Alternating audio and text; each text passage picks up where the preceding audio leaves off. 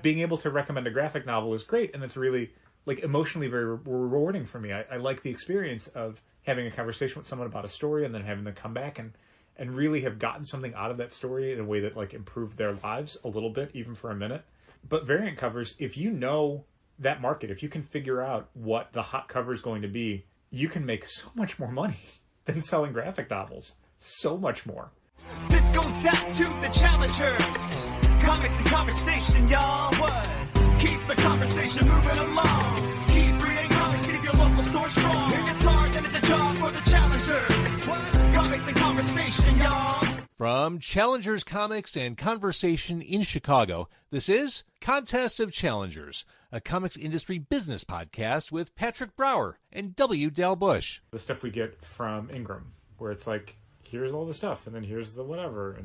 But this time it was just, here's a blank invoice, because we're not verifying anything, which means we can't pack it, because as far as we're concerned, nothing's being shipped out yet. So traditionally do the Penguin Random House tracking emails just go to you? I think so. I mean, okay. Maybe I'm just thinking of Ingram. I don't know. It's literally every Penguin Random House order has been a problem. Every single one. Like in some weird different way.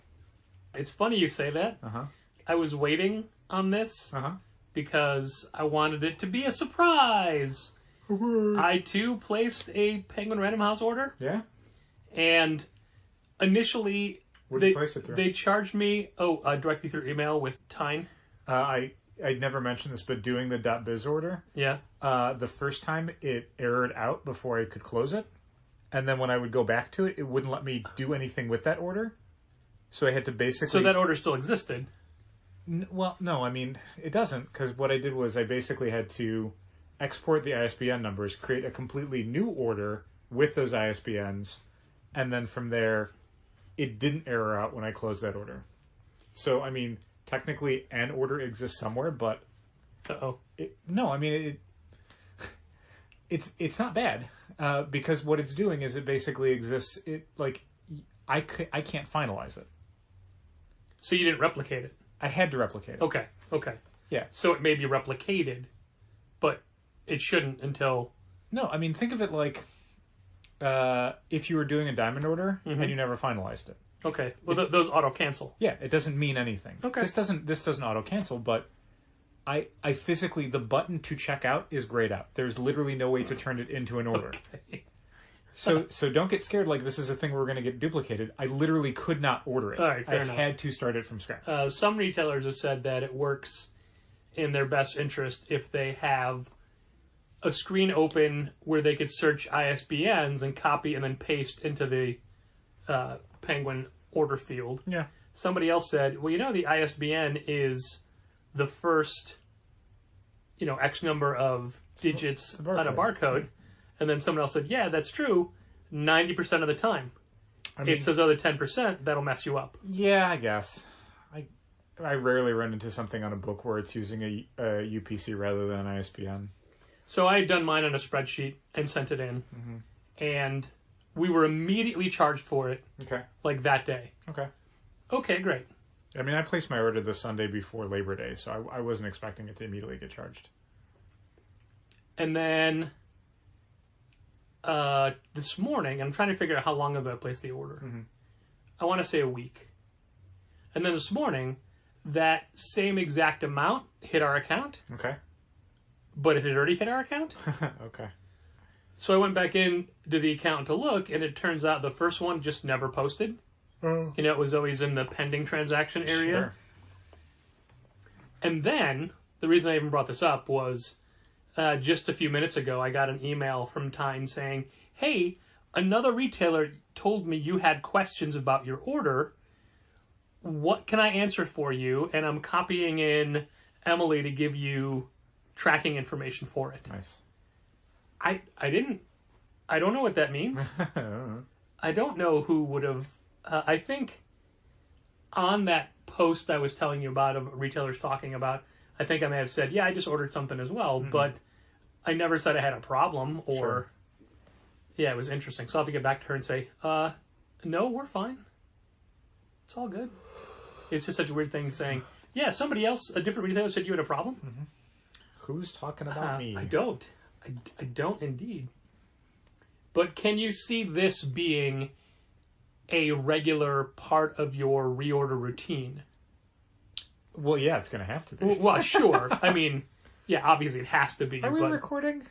Oh, yeah, we were recording from the beginning of this. I mean, we jumped right into the it. The tone of voice that you had, like, it is very much the podcasting way that you'd phrase a question. Yeah. And I, honest to God, before you did that, I didn't know we were recording. Well, I didn't need you to.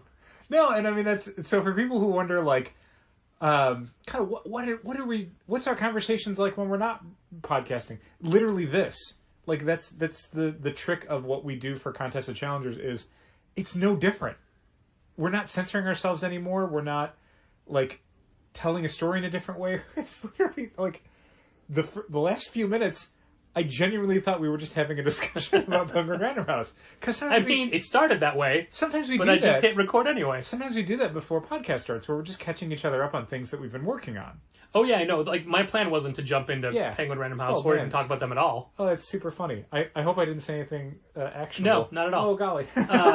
You did make a good point, though, that I'd mentioned this after I did my 30-year retrospective with David Harper, that I'd said to him that reading it back, because it was a 2-hour conversation that got transcribed, it was a conversation versus an interview, and I feel I talk differently in interviews than I do in conversations. And so that read to me a lot more casual. Is that what you think the difference is? In a conversation, you're a little bit more casual, but in an interview, you're what? A little more formal. Okay. I won't say like as much. All right. I try not to use like unless I'm using it as a comparison. Mm-hmm. As in a simile. Exactly. Mm-hmm. But I'm too dumb to know that, so I would space it out a little bit. Okay. Yeah, I would read that back, and I read the transcript back, and I thought, I sound kind of uneducated. I mean, you're a comics retailer, you know? So clearly I have no idea what I'm doing in the first place. Yeah, there's not a terrifically high bar for communication when it comes to being a comics retailer. And you also mostly you're just talking about Batman comics. I mean... no doubt. Mostly we're talking about Batman printings. People don't really need a lot of Batman covers. A lot of in-depth analysis about Batman comics. They just need you to point to where the Batman comics are. As the only one in this room who... 2 Batman comics announcements today from DC Comics Books. Oh, I have not heard them. 2. Well, DC is starting to roll out, I guess, their December solicits. Okay. Because DC's schedule, as always, is completely clearly their own. Yeah. And they put out 2 of what will be... I think they had 2 Batman announcements, and then like at least one other thing where I'm like, oh, I don't care about that. And the thing I don't care about is they announced more Tales of the Dark Multiverse one-shots. War of the Gods, Crisis on Infinite Earths, Dark Knight's Metal. You know, for not caring about those did sell decently for us. Some of them, yeah. Yeah. A couple of them really didn't. And then there was one where it's like everybody needed it. One of the 5. Yeah. And it wasn't even the one you'd expect necessarily. Not the one where Lobo killed everybody? I don't know. I didn't really read them. But the 2 DC Batman announcements today were Batman Catwoman finally got scheduled. Oh, yeah? Coming out, I think, December 1st. Okay. Or at least in December. It'll be monthly except for they're skipping June, and there will be a Batman Catwoman special coming out that month instead. It is a Black Label book, so it will be mature readers. I thought Black Label was going away. Well, they said that they were going to keep it around for... I can't remember how they phrased it, but they indicated that they would be keeping Black Label around for some things that would fit into that mold. Okay. Like things that they don't... Right now, Black Label... Essentially, mature reader superhero stuff is stuff that's already been commissioned or has already been worked on and it needs to come out. See, I assume Black Label now doesn't mean mature readers. I assume it means non-continuity. It means mature readers. Like Rorschach is mature readers. Batman Catwoman is mature readers. So Tom King is mature readers. Yeah, basically. I don't know if Strange Adventures is, but I presume it is. It is. Yeah, so... I mean, there was a full page of cave love making in the last issue. Kids don't need to know about space people having cave sex? Come on. I mean... They gotta learn it on the streets? Need? Kids need to know. I'm going to guess the second announcement is before I do that, the other completely obvious thing about Batman Catwoman is that issue 1 will have a variant cover by... Mitch Gerads. No, it's a DC comic book, Patrick. Oh, Francesca Mattina. No, Patrick, it's a DC Batman comic book. I don't know, David Finch? Jim Lee. Oh. It's always a Jim Lee variant cover. There's always a Jim Lee variant cover. Yeah, he wouldn't have been in the top 10 names I answered. Oh my god, no. If there's a Batman thing coming out, Jim Lee's probably doing a variant cover for issue 1. Or one of the variants if there's 10 covers. My next one is going to be Peach Momoko, by the way. I mean, probably through somebody. I guarantee Batman Catwoman's going to have either a team variant or a premiere variant or just regular store exclusive variants. You know, I know you don't get to pick your team variants, and No. I know that there was the last round. It's like, hey, and I can't remember if it was for what book it was for specifically, but it was like, hey, there's a Peach Momoko, and then there's these, and it's like, oh, people don't want the other ones. No. And I saw another stores for Batman 100, and I thought, oh, Yeah, not very good. No. That's the thing. It's real tricky with variant covers. Artistically well done, Yeah, but not a great image. But I would argue, and again, this is how subjective variant covers are, that Peach Momoko covers, I don't like them. Sure. I don't think they're very good. Especially when you're talking about the other people whose names get bandied about when they come to, hot variant cover artists. Like Tom Lyle, Tom Morgan. You're Ron Limbs all your of Toms. the world. Tom Lynn. Tom Grinberg.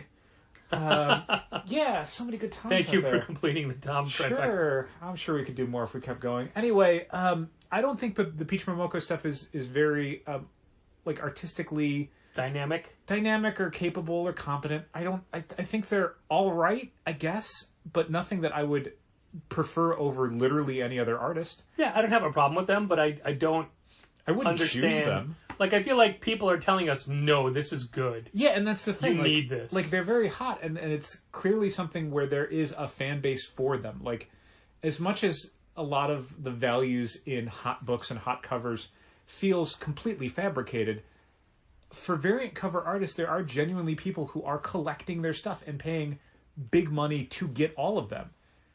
So Peach Momoko is becoming a cover artist on the level of like a J. Scott Campbell and a Jenny Frison and a Francesca Mattina and an Art Germ, where it's like there are people collecting their work.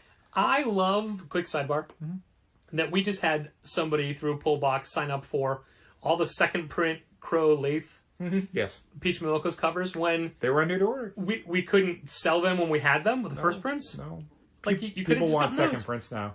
Ugh. I have to keep upping my numbers on the reprints for various Marvel books like Thor and Venom. Yeah, you should just do like 20 for each of those. Well, and that's the thing. Normally we would do like 3, because usually a reprint in general, unless it's like an issue 1, if it's a reprint for the second or third chapter of a story arc, a year or 2 into a book's run, 2 or 3 is plenty. Right. 2 or 3 is not lasting us the day now, No. and we're already at 3 pre-orders on the Thor #6 second print variant, which I'd ordered on FOC. I went up to 5 because we kept selling out, and now it's Right. like, 5's not going to be enough now. So No. Well, now we have subscribers for all Thor second prints. And don't get me wrong, I'm glad that people are getting to the point where they're saying, subscribe me to this. Yeah. It's kind of a pain in the ass. It's very, very hard to subscribe people to second prints and reprints and stuff. The system is, as with a lot of things, was not conceived with that sort of Collecting. with that behavior in mind. Basically, there's a lot of things you can do with Comic Suite, and we can sign people up for A covers and B covers and all covers. But when it starts coming to like reprints, there's not really a way to do that. You kind of have to just keep in mind who's down for what, and that's exactly where our procedures fall apart, is when it's down to us to remember, okay, what 5 or 6 titles was this person asking for every reprint for? Which, as soon as we can start sending out pull box invites, I'm going to tell that person, please sign up for pull box. You can go on daily and find out if there's new like reprints and variant covers. Sign up for them directly through Pullbox. You will always be taken care of. You'll know exactly what you're down for and what's coming out. Please don't make me do this for you, because it's very, very difficult. And, I hate phrasing it this way, but I will. It's kind of not worth my time. Like, the amount of work I have to do for what essentially nets me $2 is not worth it. Okay, we can further off topic, but I Yes. just wanted to, and I thought of another point, and now that distracted me from my initial point. Sure. But just to reiterate, if a club member who we know is using Pullbox emails and says, "Hey, can you add these to my list?" Yes. The correct response is, "You need to do it through Pullbox, otherwise it messes everything up for you. It messes up the reporting for you." I would usually recommend it, but there's times where I feel like someone is having more difficulty with it than I would like. And so at that point, I will step in and alleviate some of their frustration. Okay.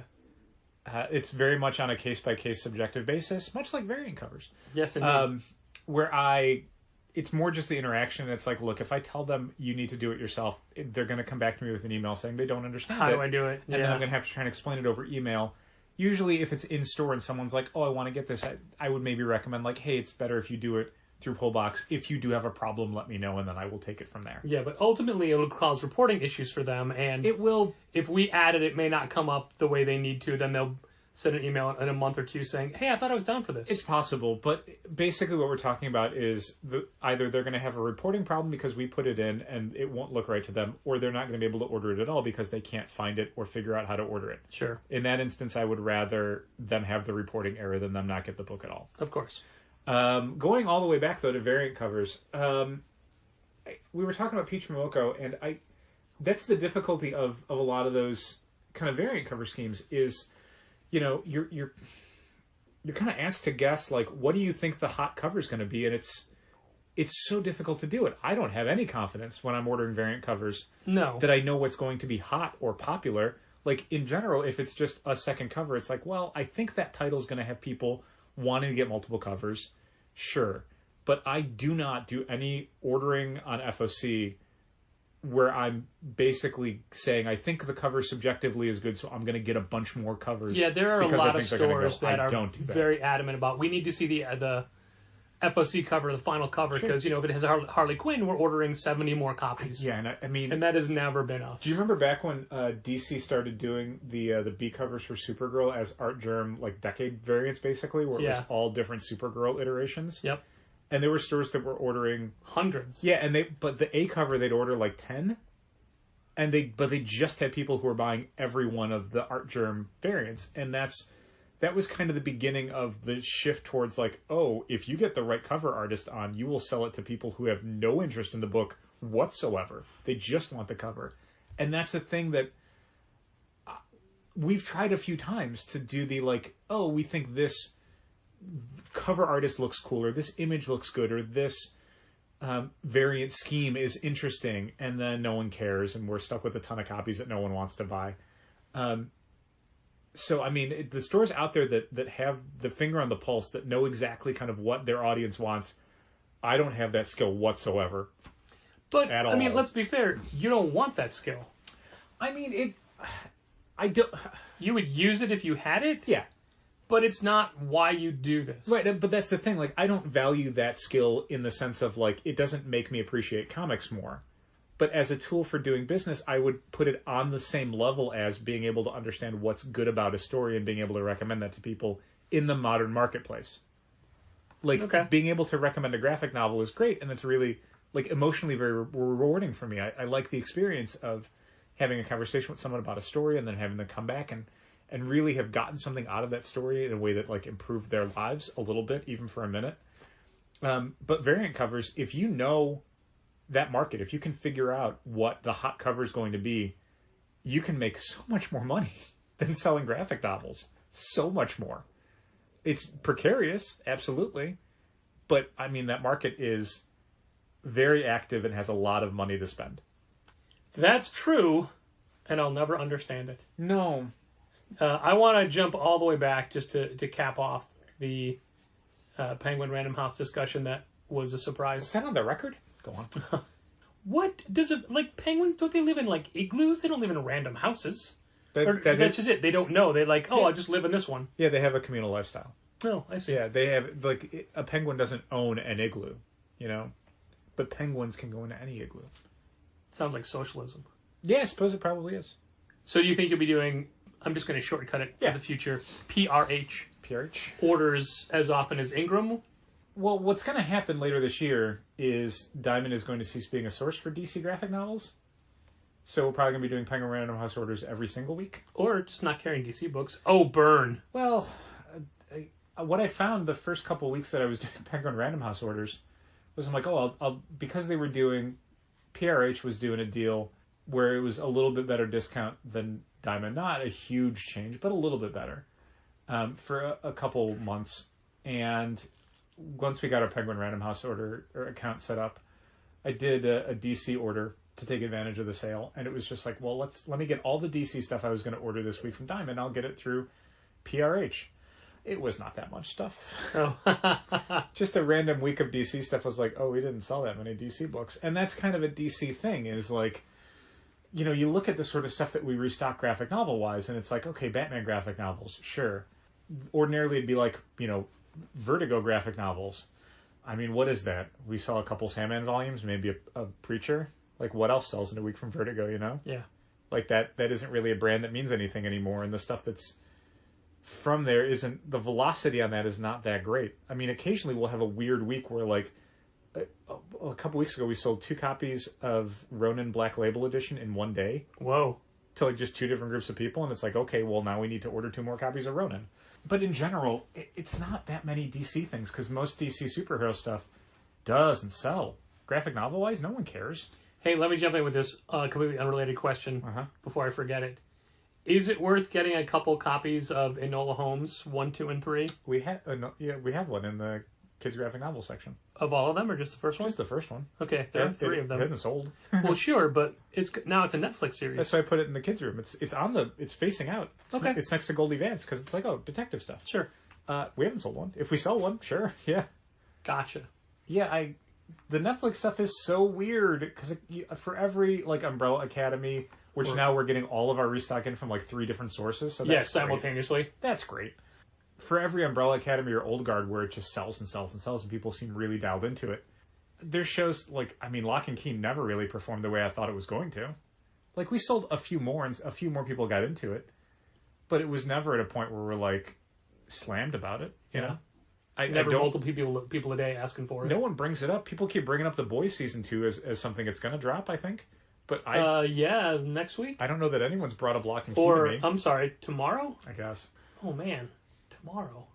There's more and more publicity for it. More of the nerd sites that I go to are having little boys coverage, I guess. I don't know what you call it. I understand there's been some outrage and internet downvoting. Outrage about The Boys. Because it is not a season drop. It is Amazon, so it's episodic. Oh, okay. Is that not how they did season 1? The season 1, I think they gave you the first 3 or 4, first 3, and then made it week by week. How Hulu does it? Like they'll do the first 3 and then it'll be weekly something like that. And I know I was talking to Kent and he'd said Raised by Wolves on HBO Max did the same thing. Okay. Where like they did the first 3 and then it's weekly after that. Well, I guess people are outraged by that and are downvoting what, it on that they whatever. have to wait? Yes, exactly Jesus. that. Exactly that. All right, whatever. Okay, bouncing back to the variant covers. For example, the new Walking Dead Deluxe. Yeah. Which, by the way, in the system it's spelled DLX. Yes. Not the word deluxe. DLX. Yep. So that's a little harder to find if you're looking for it. They have... they were talking today about how many variant covers they have. Oh, so many more. And A, I don't care. No. B, why do you make the David Finch cover the A cover?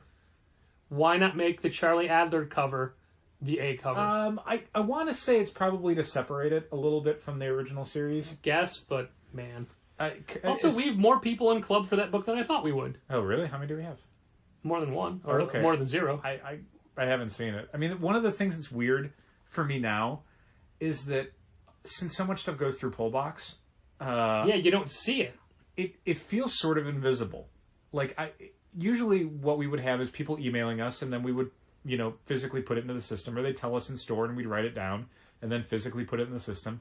Now it's just like, every day there's just a little section of, ads, and I go down the list to make sure everything's fine, and then accept all and update, and I don't even think about who's ordering what, and how many of it, and whatever.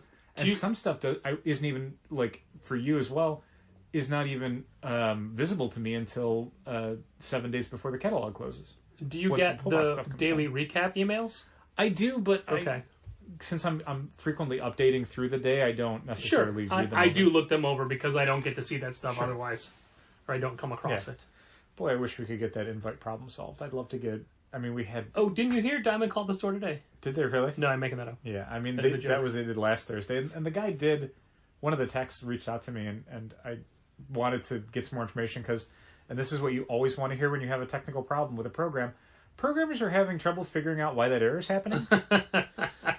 After 5 days of working on it and having access to your database, they went, we don't know why this is happening. And it's like, well, that's going to be a problem then. And it was asking me some questions, and I basically said, no, it's happening.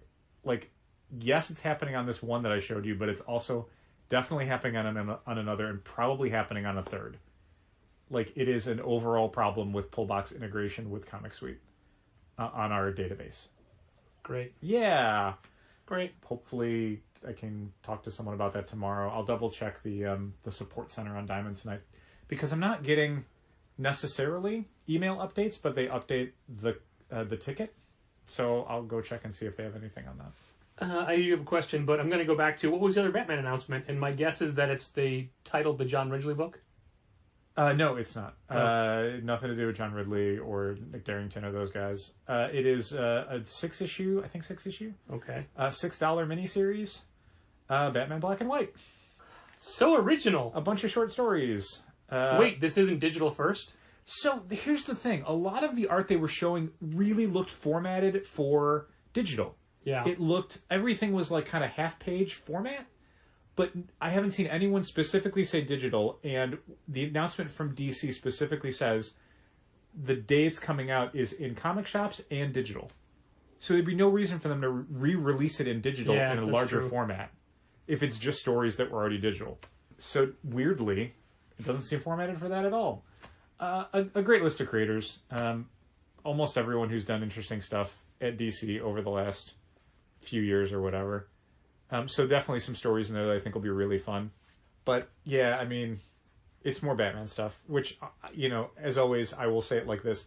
As a retailer, I'm really happy for that because Batman stuff sells great. Yep. It doesn't seem to have a ceiling on it as far as how much Batman stuff you can put into this market. As a reader, I mean, it's just one more goddamn Batman book, Like, every month is just more Batman books between the titles and the spin-offs and the miniseries and the anniversary issues and whatever. Like, oh man, it's exhausting. I don't read I don't honestly want to read almost any of it. I don't read Batman anymore. I don't read Detective anymore. I read Batman Catwoman because I like that creative team and I like that era of the book. The 2019 era. Yeah, kind of. 85 issues, man. And then, like, miniseries, like, I'll read some of them, but I didn't read the second White Knight series. I don't read Batman and the Outsiders. I don't read Batman Adventure Continues because I don't like the formatting where it's the two digital pages, one on top of the other. Yeah. I hate that so much. Visually, it is like nails on a chalkboard to me. So it's just DC putting out more stuff that it's like, I know the market for that. That's great. I'm not that market, though. So as a reader, it's like, not much for me. I borrow and read so few DC books. Like, in a week, if it's ever more than, 4, I'm shocked. Speaking of DC digital releases, did you know that they had a whole digital series based off of Karen racial incidents? No, really? You What's remember? it called? You remember the? I knew you were going to ask me that. I don't remember. I'm gonna look it up. It's like a single word, like relentless, but it's not that. Okay. You remember the Birdwatch guy? Yeah. That's the first issue.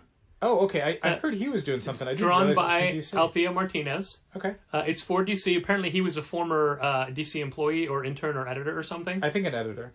And they, they're doing a whole each issue, a whole series. Each issue will be a different incident, apparently. Mm-hmm.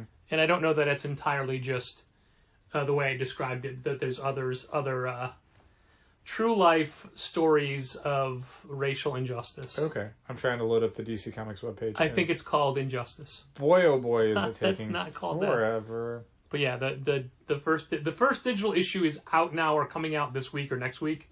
The rest of the issues don't come out until 2021. Oh, and don't worry, Batman Black and White will have a Peach from Moko cover. Just one?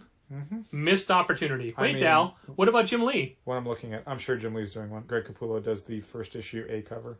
That'll be unique. It'd be fun to see Greg Capullo's interpretation of the Batman.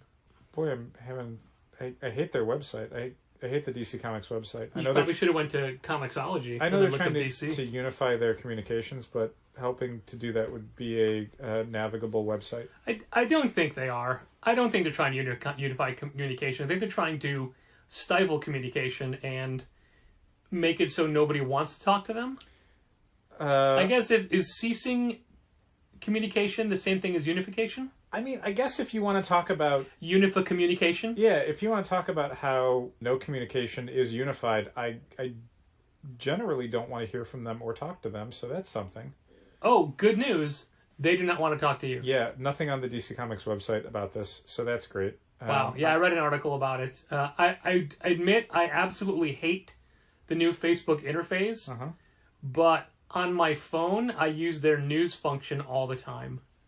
And that's where it came up. I'm back to the point where it's John Ridley confirmed for upcoming Batman miniseries. Was it Central Park that bird watching incident happened? Yeah. Is the DC book called Batman? Is that why? Is that what they mean? It may be. Look up Birdman. I'm just gonna type DC bird watching. I would say Central Park Birdwatcher DC Comics, just as a generic. No, because it's like Washington DC is coming up. I see. So, yeah, I can't help you because my phone is being recorded with over here. In the meantime, I'll tell people that we are probably hamstringing ourselves, specific choice of words, because we're recording a day earlier than normal. And as you know, in the comics industry, all the juicy stuff happens after 5 p.m. on Fridays. Only I will be unavailable for the next couple of days this weekend because it turns out I have to have surgery for my leg. All right, well, we're going to put a pin in that because it's irrelevant stuff. I had... Represent. Do you know how many punctures I had in my leg today alone? It's called Represent! Okay. His graphic novel is called... And this is something where it's like, on the one hand, I applaud you for tying this in, and on the other hand, it's such a groan-worthy title. It's a bird. Oh, yeah, I knew that. I should have remembered that. The Birdwatcher guy who's doing a DC graphic novel is called It's a Bird. So this is what's great. The New York Times has coverage of this. Okay. And the headline is Central Park Birder turns Clash into graphic novel about racism. It's a 10-page story. Yeah. And it's not a graphic and even novel. Here, the slim 10-page story, it's not a graphic novel then. It's not technically a novel at all. It's a short story. Not even a novella. It probably has less... 10 pages. Yeah. Yes. So their social justice line is Represent!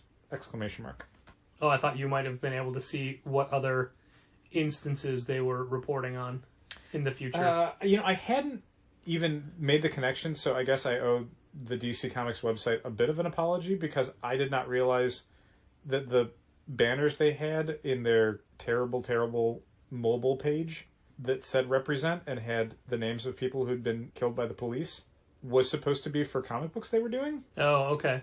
It genuinely didn't occur to me. Sure. I mean, this is the first I've heard of it. Okay, here we go. Represent.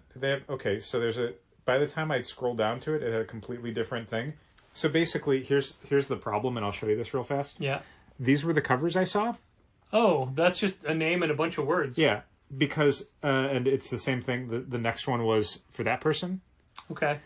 But the first... Say her name now. Breonna Taylor and George Floyd. But the first picture was the Birdwatching is Not a Crime picture with Christian Cooper. Yeah, okay. So if their stupid interface hadn't kept scrolling through photos that were not the thing that you were doing. Yeah, DC proudly announces Represent! New digital comics from underrepresented voices, stories of personal experiences, unheard voices, and social revolution. Yeah, I'm glad, honestly, that DC's doing this as an initiative. I like that more and more companies are making a concerted effort to get stories from communities that maybe them as publishers don't traditionally include as much as they probably should. This alongside the Indigenous Voices book that Marvel's doing. And then, with a cover by Chicago's own Jim Terry. Jim Terry, come home, Indio. By the way, he emailed me this morning saying, "Hey, what'd you think of it? We grew up in the same neighborhoods. I'm curious as to your thought." I'm like, I haven't responded to him because I haven't read it. Whoops. Anyway. After bothering him for a copy. Do you think you'll have time to read it since you're getting surgery? Oh, I'm getting surgery? What? Let's go back to that. Yeah, so if you follow our Instagram, you may have noticed a giant red and white skull image covering up the fact that in physical therapy for my very leg injury that you've heard me talk about before, I re-damaged that same injury and it got gross. And It's like you had a knee on top of your knee. yeah, I like to think of it as a canned ham, minus the can. Oh, hamstring. That's why I said hamstring before. And I was uncomfortable, and it hurt again. It looked like I had just lost all the rehab that I'd done for the last 4 months. And of course, it was a holiday weekend, so my doctor was unavailable. So I had left a message through the MyChart system. The Tuesday afternoon, whilst I was unpacking the new books, she messaged back to say, go to the ER right away. And I'm like, nah, I'm too busy. And Dal's like, no. Yeah, You should go. You're not too busy to monitor your health. And I'm like, but Dal, we have an important phone call with our lawyer. You're like, all right, do that for sure. Yeah. So I don't have to. Well, But then go. let's be clear. She was saying go to the hospital, but I mean, it wasn't like I'm sending an ambulance right now. You shouldn't be moving around. It was go to the hospital, and you can clearly drive yourself there. So it was like, at that point, you were almost done with the unloading. Unpacking, yeah. So it was like, and look, I'll be honest with you. Everything else could have waited. It's not a big deal, including the lawyer phone call. You did not seem like you wanted to leave with stuff unfinished. True. So I thought, look, I can't get him to go right this second. He's just going to fight me on it. But if I just bring him chocolate chip cookies, I know he'll go. Yeah, I mean, I have to take the thing that I need you to do and then kind of hide it in the mashed potatoes or something. And then it all gets done. So basically it was All realizing those KFC mashed potatoes well, got thrown away, by the way. If enough of the normal work is done, like the part of the day that you had after that was just doing computer work and stuff, Yeah. I felt like that you could be fine leaving. But you would not want to leave with 15% of the checking in to be done. So I left. I went to the hospital and leery of it because I already spent a night in the hospital earlier this year, and I own a comic store during a pandemic. Business is down. I don't know where the money's coming to pay for these hospital visits. I already had to pay for one, which even though we have insurance, it was a lot of money out of my pocket. Yeah. So as soon as I come it's a good in, thing that Bernie didn't get the nomination. yeah, right. As soon as I come in, the doctor's like, "Oh man, that is impressive." And I could hear him talking to people outside of my room. You got to see this. Yeah, stuff like that. You know how many people came in to take pictures? Admittedly, so one of them uploaded those pictures to my chart, and I was able to see them today. okay. But everybody else, like, do you mind? Yeah, go ahead. Can I get in here with Put this? little bunny ears. So, long story short, at the end of the night, they're like, yeah, it looks bad. We want to admit you to wait and see. And I'm like, that's not good enough. I can't just wait and see. Yeah, if they were going to keep you for a while and it was like, because we're going to do Do these this tests, test, have this consult, right. blah, blah, blah. We're going to try this and we need to wait and see if it worked. They weren't doing any of that. It was literally just stay in a bed and we're going to keep looking at your leg. And my doctor, who, A, very handsome, B, real personable, real friendly, said, like, I can't keep you here. And the ER surgeon's like, it's a free country. If you want to leave, you can leave. Was the ER surgeon as handsome or less handsome or more handsome than your doctor? She was more covered up. Like, she'd... Well, sure. I mean, yeah. she's in a hospital Sure. during a pandemic. Sure. So I couldn't tell, but I'm sure she was a fine-looking human. Okay. And again, personable. Sure. But, like, this guy had, like, you know, you but could not see... as handsome as your You could see doctor. the glint off of his teeth under his mask. That kind of thing. That's just a TikTok filter. That's not a big deal. Oh, okay. Human TikTok filter it was then. So luckily my orthopedic surgeon was on staff, and while I didn't see him, he was consulted and said, yeah, he can go home, it's fine, but have him follow up with me by the end of this week. Yeah, it wasn't like a free and clear bill of health. It was just you don't have to stay at the hospital, but you've got to come to the doctor's office this week. So I went to the orthopedic follow-up today, and he's like, hey man, this looks way worse than it did when I saw you months ago. Agreed. Did it get any smaller? I go, oh no, it got significantly smaller. It just got bigger now. He's like, this looks bigger than what I saw in the photos at the hospital. Oh no. So, and stop me if you don't want to hear this, because Me? I don't care. it's a little gross. He's like, all right, we're going to drain it. And this is the thing that people kept telling me we can't do. We can't put needles in you. We don't want to push bad fluid into good parts of your leg. If we good do it in the parts? wrong spot. I don't think there's any good parts left. In a general human leg. So he starts draining it. Sure. Multiple syringes simultaneously. Oof. And multiple points. Did they numb the area or anything? Didn't have to. But no, they don't. There's no nerve endings. They don't. Can't feel anything. In there. So he's like, hey, I don't like the look of this fluid that's coming out, and it smells a little funny. Oof. Like, it doesn't smell like immediately like, necrotic flesh or anything. Sure. But we need to clean this out. Yeah. So in a perfect world, you'd go immediately to the hospital right now, stay overnight, and be flushed with antibiotics. Then we clean you out in the morning, and then you stay a couple of days. And I'm like, man, I hate the world we live in, that you're saying all these things I need to do to save myself and to get better, and all I see is dollar signs. Yeah. All that costs money. Yeah, and he's like, worst case scenario, I can do it as outpatient. You go home today, you come in tomorrow, we clean it out, you go home. I don't like that idea. Yeah. And I said, well, fine, we'll compromise. So anyway, I'm going in tomorrow, and I knew, Dal, that I'd have to do this podcast, so... Tomorrow, meaning Friday. Yes. Okay. So when people hear this it'll have long done. Yeah, this will already have I'll happened. be long dead. I enjoy your new co-host. Oh. Or will you just end this? Yeah, I mean, I'd mostly transition it to Common Writer. I don't think I'd keep the name. Contest of Common Rider of Challengers. No, I'd probably come up with something different. I'm sure you would. Something Common Ride or Die. So anyway, I have surgery tomorrow, and I'll be in the hospital for a day or two, and on antibiotics, so they could see what happens. Yeah. So I needed to get this podcast done tonight. Okay. I wasn't necessarily gonna have this be part of it, but I was just filling time while you were looking up for that Thanks. resist or represent. Represent. Oops, I got it Represent! wrong. Exclamation mark. So there we go. A little too much detail in that. But hey, going back to digital comics that we didn't know existed, Okay.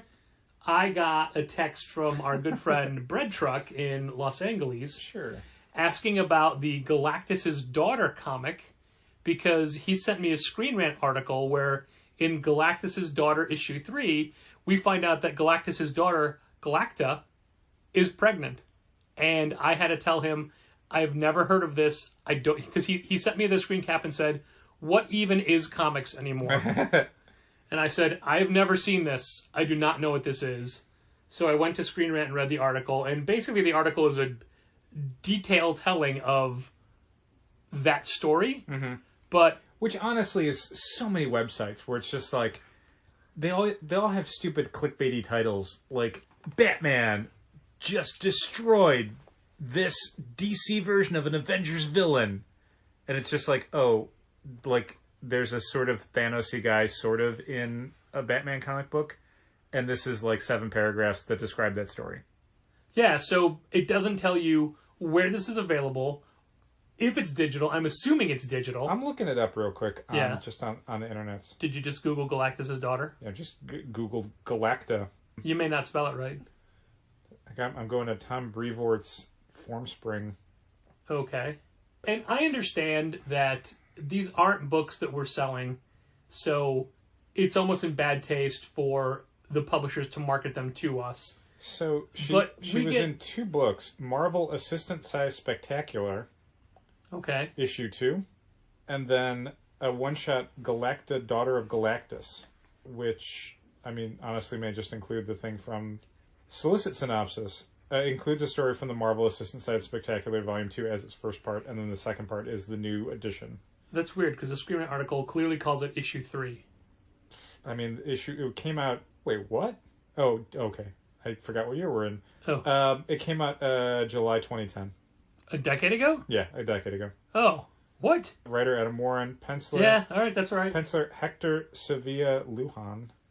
Oh, man. So this derails the entire point I'm making about publishers not telling us about these digital comics, because this is a decade old, Yeah. and why would Screen Rant pull it up like it was something new? Well, that's the thing. And never say in the article, this is 10 years old. But that's the thing. A lot of these sites don't do that because what they're trying to do is just like, what's hot? What's a thing that people are excited about now? Like, Oh, man. so on the I feel dumb for falling for it. on the and even Common giving Writer it any boards, lip service. on the Common Writer boards, there's a tiny section where it's about Marvel superhero stuff, and so people will occasionally post, "Hey, here's a cover of something I found," or like at one point someone had said there was this Screen Rant article about a time that Spider-Man got the Phoenix powers. What even was that? I don't remember them ever doing that. And where was that story? I'd love to read it. And I dimly recalled it and I found it. It's like a one-issue Excalibur story. Yeah. From like right after Alan Davis left the book. It was like issue 20. No, it was issue 25 of Spider-Man. So it was after Where's that Eric action Larson figure? Left Spider-Man. So it was right after Chris Marinin was drawing it, right? Yeah, but the cover's like a Bagley cover, I think. Oh man. Nailed it. You did. And I want to say the story was like... Could you have done that? I don't know that I came up with it Like, you know that I'm right, but... Yeah, because I looked it up. I'm like, oh, wow, okay. Who's doing this then? It was like Terry Cavanaugh did like that issue, and Chris Marinin did the art, and I want to say Bagley did the cover, which is just Spider-Man with the Phoenix Force around him, and like the Excalibur lighthouse in the background.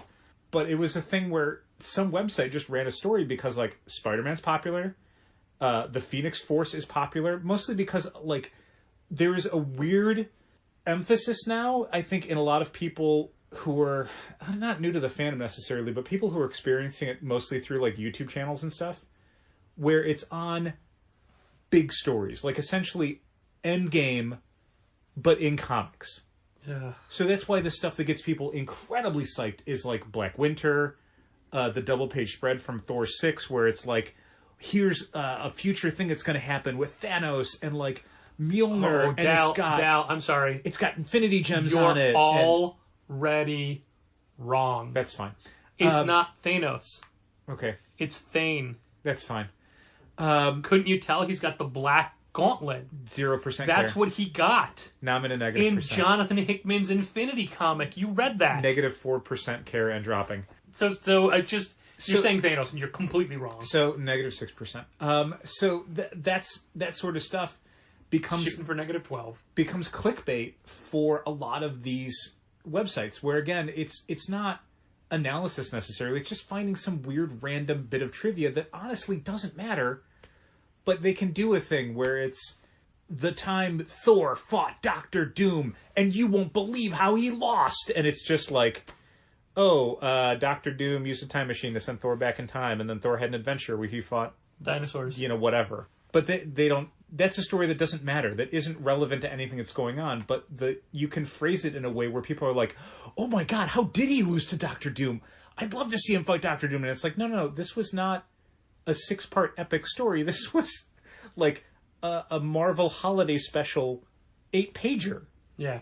Yeah. But because someone has, a good comics collection or an encyclopedic knowledge, or just browsed a wiki site long enough to find something that people didn't know about, they could repackage it in a way where it would get people to frantically click and find out what's going on. Because again, that's the content that people care about. I know I complain a lot on this podcast and in life about how people don't care about stories. You could have stopped right there. You didn't need to say.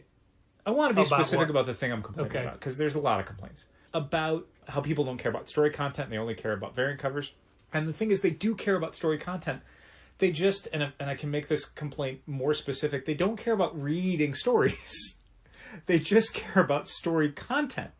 So they want to know some crazy thing that happened in a book, but they have no interest in actually reading a story and finding it out. We have a regular customer who every Wednesday likes to talk about the thing that's happened in the new books he's buying or looked at on the rack and didn't buy, because he read all about them on websites, and he has strong opinions about these things, even though he hasn't actually bought the books. He was excited to be able to talk about Cable this week because you had not let him talk about Cable last week because it had just come out and you had not read it yet. Spoiler alert, I was not going to read it. Sure. I just used that to get him to not talk. Understood.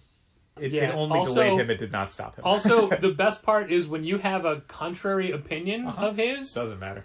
For example, I keep telling him that Kindred in Amazing Spider-Man is going to be Harry Osborn. I don't know this. I don't know this at all. I think it'd be cool if it was. But because he doesn't believe that, he won't argue with me or tell me I'm wrong. He just ignores me when I say it. Yeah. Well, this is a customer in particular who, in general, when he's talking to you about what he's read and what he's excited about and what stories he has thoughts on, it's not a conversation. He's not asking for your opinion, and he's not even pausing to let you give your opinion. He is just I want telling to make clear, you're using the universal you, and you don't mean me.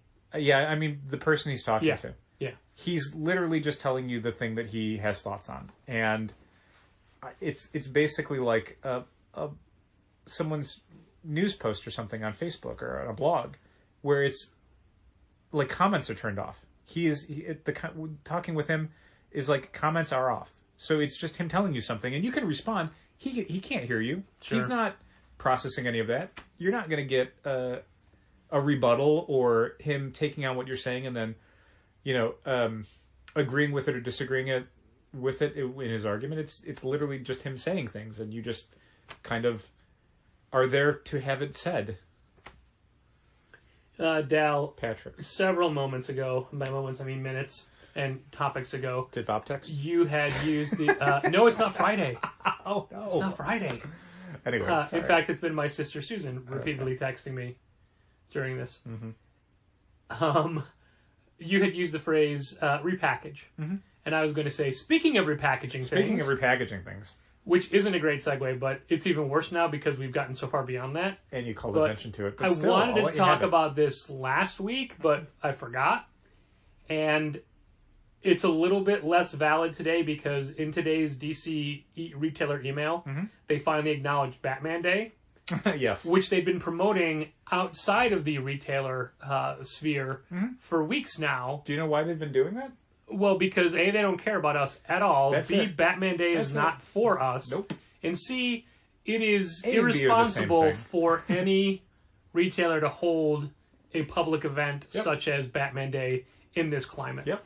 Which is why they're not, thankfully, offering, Batman Day free comics or anything. Well, they're encouraging retailers to support to celebrate the Dark Knight in their own way. Yeah, in their own responsible ways, which would be to not do it at all. Yeah. They are offering masks, I believe, which are just the leftover masks they had from other things. They've been doing that for years, and isn't that just we print them out ourselves? No, you know I thought they said how they were sending late them the out. Joker and Catwoman masks got? No. Like, I think they just showed up this week. Oh, okay. I'm not entirely sure. All right. We didn't order them, so we don't care. Yeah, here's another bummer with 2020.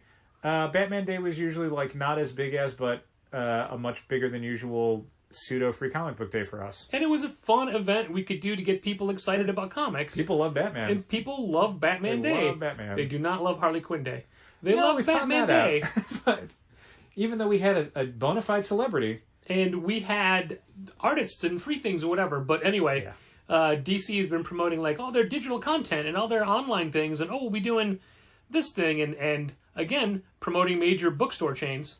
Yeah, well, and then 2 weeks later, hey, comic stores, Batman Day is coming up. Yeah, I mean, they'll probably just piggyback on to whatever Warner Media is doing for Batman Day because they can do, maybe a new interview with Robert Pattinson or It's just, this whatever. is a thing they did once to celebrate Batman's 80th anniversary, and retailers said, 75th. oh my God. That's how long they did it 75th, for. you're right. Can you, it was 2014. Yeah, Can you were please? in San Diego. Yeah. And we had Brian Meaden. He did great pictures. He did. And Alex Rosado, I think.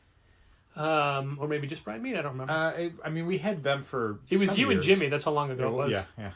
Retailers said, hey, it went really well. And I remember pulling Matt, I just forgot his last name, from DC aside and saying, hey, man, this went, Matt Keller, in San Diego saying, hey, I just heard that this went really well for us. This is a great idea. We'd love for you to do it again. And he's like, hey, man, can you put that in writing and send it to me? So I did. And they kept doing it, and now FU comic stores. Yeah, I mean, on the one hand, I don't really blame them for anything they're doing because it's just, like a lot of things, it's just not feasible. Like, there's just no way to do it. There's no version of this that's going to help comic shops because... Give us that digital material. Let us stream it in our stores. Even then... Not that we would do it because Right. we don't want groups of people there, but and that's I the want thing. the offer to be made. If you're doing it elsewhere... I guess. I don't blame them We for could not put it on offering our websites. We could, but I don't... It doesn't matter. I mean, it once you're online at that point... I don't know that we're going to get any draw from fine. My point is that this was a retailer-based thing that they've been slowly pushing us out, and now I know the world is in crisis. Yeah. But it just some sort of recognition, which they would never ever do, but just say, hey, retailer community, we know this was your thing. There's no easy way to do this year, so we're going to skip it. Yeah. No, I don't think that's asking too much, but I also... I mean, I guess it's hard for me to be disappointed in DC so much anymore because it seems like literally every week I find something to be disappointed in DC for. Yeah. So this is a thing where, honestly, I wasn't even thinking about Batman Day until I saw that DC email and I went, oh, right, Batman Day. Yeah, like I said, I meant to have it just previously. Nope, didn't even think about it. So them not canceling it per se, but just including us out of it was like, all right. But you're right, it does feel like one more kind of insult from DC Comics towards the one comics more retail salt community. in the open leg wound of my thigh. I mean, life. It's not an open wound. It's got gauze on it. I can see it from here. So you shouldn't be able to. The gauze? This isn't gauze. This is an ace bandage. There's gauze underneath it. Oh, okay. I don't know. This is actually multiple ace bandages. And I was told that I need to keep it wrapped the whole time. And I'm like, do I take a shower in the morning? He's like, well, you can if you want. I'm like, all right, that means no. Yeah. Fine. You're not twisting my knife, twisting my arm to not get me to take a shower. But I don't want to be. Then I don't know. Never mind. It's non-comic related stuff right there. Hey, you know what was a good comic? What's that? Department of Truth #1. I haven't read it yet. I liked it a lot. Okay. I liked it a lot. That's and how do they describe it? It's X-Files, but for conspiracies, not aliens. Yep. But don't count out aliens. But they will have aliens in it at some point. Yeah, I really liked it. And That's good. Stillwater #1 is out this week, and we've been both high on that book and really pitched it in this week's email. Yep. And already got people to say, all right, fine, we'll try it. Yeah. Begrudgingly, that's fine. No. So I really like the prospect of having these good books out there that we could say, like, hey, 7 Secrets, or We Only Find Them When They're Dead, or speaking of Stillwater. Like you're saying, this is a string of books that have been coming out recently that are new launches, that are new characters, that are new stories. New concepts, and they're doing great.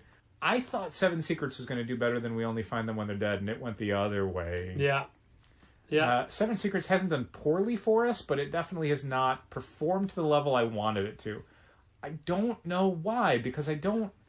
On the one hand, I could maybe say, okay, well, 7 Secrets has a tougher premise to get across, but I don't feel like We Only Find Them When They're Dead, title aside, really does a good job of explaining its premise. Sure. Like, I read the first issue, and I don't have a great way to really boil it down. I think... I'm sure Boom's marketing has figured out the elevator pitch, but for me, I'm just like, oh, it's a sci-fi book? What I've taken to doing in the weekly emails, because I always hated writing, well, the email in general. Sure. But the email header that people see in the unread email. So it's always been like, I got to pick 2 or 3 really big books and catch people and blah, blah, blah. No, now I've just started taking a good line from a solicit from a new book for that week. Yeah, I think that's good. And now that I've publicly said I like doing it and I've had good success, there won't be anything for the next couple weeks. There's probably going to be something. I'm sure there'll be at least one book. I hope. But that just means more In more 2 weeks, work. you got Ten of Swords, the issue, Creation issue 1. I'm sure they'll have... I mean, their solicit on that is just... It's all tarot cards, basically. Yeah. So each description for each part is like 2 or 3 word sentences. Okay. That are all super cryptic. And I like them. I like how cryptic they are. I like how little they're... Like, Marvel traditionally doesn't do big solicits. Like, years ago, especially when they started to do Marvel previews, they switched away from doing, like, a little picture and then a lot of text to a great big full-page picture or half-page picture and then some text. And stupid bullet points. But honestly, I think that's fine. No, I hate bullet points. Oh. Because they're not... I'm okay with it. They're not actual bullet points. It's just the description broken up. A sentence? Yeah. Yeah. And I have to unformat that whenever I use it, because Sure. I'm not putting those in. No. But I think in general, like, I think the Marvel approach, like, I think that's fine. It's, like, for a first issue, I maybe want a little bit more, and they usually do. But when it's just, like, this month's issue of Immortal Hulk, like, 1 or 2 sentences is all I need. It's issue 37 or 38 of Immortal Hulk. So you're Chip Zdarsky's Daredevil? Daredevil #1 by Chip Zdarsky. Yeah, no, that It's Daredevil. You know what he does. that didn't work for me. I know. I remember complaining about it a lot back then because it was people kept asking us, and it was like, you know, basically people are asking us, why should I get this book? And beyond saying it's these creators and they usually do good work, they're asking for, like, but this story, why am I going to read this Daredevil story? Little do we know it's because Daredevil kills a guy. Daredevil killed a guy. There you go. And felt guilty about it for 2 years because it's a Daredevil comic book, which I love. Don't get me wrong. Right. I love that Daredevil comic book. But I mean, that's It's weird that because is it was the about story. him killing a guy, yet in Stillwater, no one can die. It's just Catholic guilt. And that's a threat. So I'm excited to be able to point to books. Like in the email newsletter, it was Come Home Indio, it was Stillwater, it's Department of Truth. Sure. And then in Image's big email today, like, here's all the new stuff we have coming out. I'm like, I'm not interested in any of that. Like what? I don't remember. Commanders in Crisis. Oh, I read that. It was not good. There's a new Rom V graphic novel, Oh, sure. like green, red, blue or something, color-wise. The Return of Rat Queens. Sure. Not every week's a good week. Right. But they also had multiple 100,000 copy books, and I think that is Stillwater and Department of Truth. Not positive, though. I know Department of Truth is we one went of them. up pretty high in Department of Truth. Yeah. And then on top of that, like, they've had books that are just climbing. Spawn in particular is so weird. I don't get I it. thought that thing had peaked around 300, Right. and it's like it's going back up. And it dipped down a little bit. It We had did. a bunch of people drop after 300. Yeah, Now it's going back up. Yeah. Because there's Gunslinger Spawn. I guess. And Samurai Spawn or Samurai whatever. Spawn. Weren't those toys decades ago? Probably. I think it's really funny. Why is my voice getting high? I don't care that much. I think it's really funny. Why am I indignant about Spawn? If that's the case, because it's like Spawn kind of spent a bunch of time trying to be all like serious and dark. Dark and gritty. And then it's like, In a horror book. let's be Spawn, but he's a cowboy. Spawn, but he's an astronaut. Spawn, but he has a board with a nail in it. Like, it's all just toy stuff. It's all just weird, random, like 1990s. We have to fill another wave with another Spawn. Now with a board and a nail. That was the first Spawn action figure. It was indeed. But I like with a that board with a idea. nail As, in it. that should be like, the next like, Spawn 325. Spawn now has a board with a nail in it. Yeah. It's got a new hat. Yeah, it's ridiculous. The whole industry is... I don't know. I mean, it's funny to have a 5-minute stretch of this podcast where we start with how great new books are and how excited we are about all these new projects coming out. And if you let us talk for 4 more minutes, we end up with, like, Spawn comics are stupid, they're selling great, and I don't get it. And it's like, yep, that is what it's like running a comic shop, is this weird mix of, like, things that you're like, God, this is great storytelling, and I'm so glad people are responding to this, and it's such a creatively fertile era in comics publishing. And then at the same time, it's like more people are buying Spawn because Spawn's a cowboy now. Yep. He wears a cowboy hat. Like, all right, great. Okay. When I was in the ER, Let's not take ourselves too serious. I had my Amazing Spider-Man face mask on from the Andrew Garfield movies. Okay, Just sure. that chest symbol. It's one of my more comfortable masks. Okay, cool. And an orderly or some hospital employee said, hey man, nice mask. I used to read comics back in the 90s. And so I go, oh yeah? Spawn just hit issue 300. He's like, what? No way. No. Like, see, I know how to relate to people. We had, I can't remember who it was. We had someone who was in the store recently. And Just the one. Just the one. That's my joke. That's why I did it. I never get to. You do. So he was in, and I can't remember like the first couple of things he was asking for, but they were like super old Image comics. And the third thing he asked for was Boof. Yeah. Boof and the Bruce Crew. You don't remember Yeah, that? Because at the time you're like, I let you handle it because I was working on something else. I remember it now, but when you say Booth to me, I think of the female character from the Michael J. Fox Teen Wolf movie. Oh, okay. Her name was Booth. Okay. But yeah, I do remember their horrible Wolverine ripoff. This is somebody who, like, all of their touchstones for comic books, when they're in a comic shop with all of these characters and all of these things, the stuff they kept mentioning was just like not even the level of like Bloodstrike as far as Image comics go. It was like Not even lower, Shaman's Tears. Yeah, it was like lower tier than that, and it was just like, no, they haven't made that in like 20 years, 25. What was the Larry Stroman book? Tribe. It was like lower than Tribe. Yeah, it was. I mean, Boof is a total random. Oh, Todd McFarlane did like this weird like Tasmanian Devil / Wolverine thing. That was I love Rob Schamberger. yeah. As a human being, as a creator. Uh-huh. Really great guy. It's on the level of his Image book, which I can't even tell you the title of. Yeah, it's tricky. It's that stuff happens all the time in comic shops where people will just wander in and they're not looking to buy anything. I mean, like Spawn was a joke for us for a long time because we would have people who would come in and they'd say, "Oh, do you have Spawn?" And we're like, "Yeah, we have it right over here."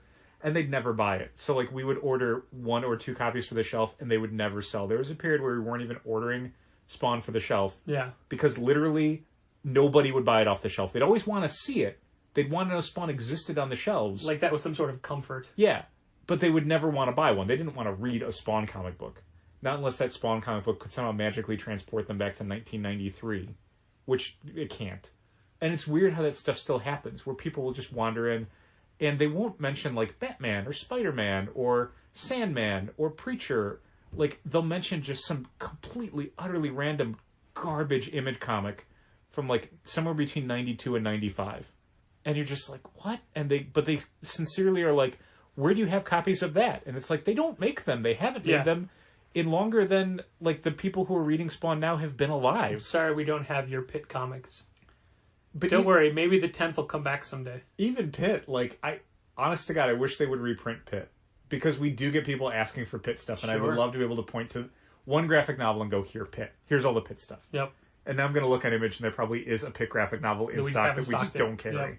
I'm going to look. I think they have, like, they had Darkness Pit. I know for sure. Yeah. I think that was available. Yeah. And we might have that in stock. We might be even able to get the Darkness Pit first dollar issue comic. Probably.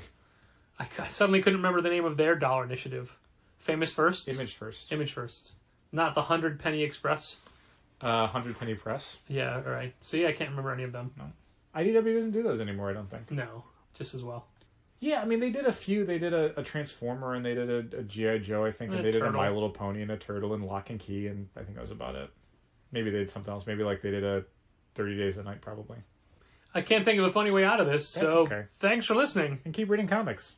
This has been Contest of Challengers. Thanks for listening. Keep reading comics. Challengers is located at 1845 Northwestern Avenue in the Bucktown neighborhood of Chicago. 773-278-0155.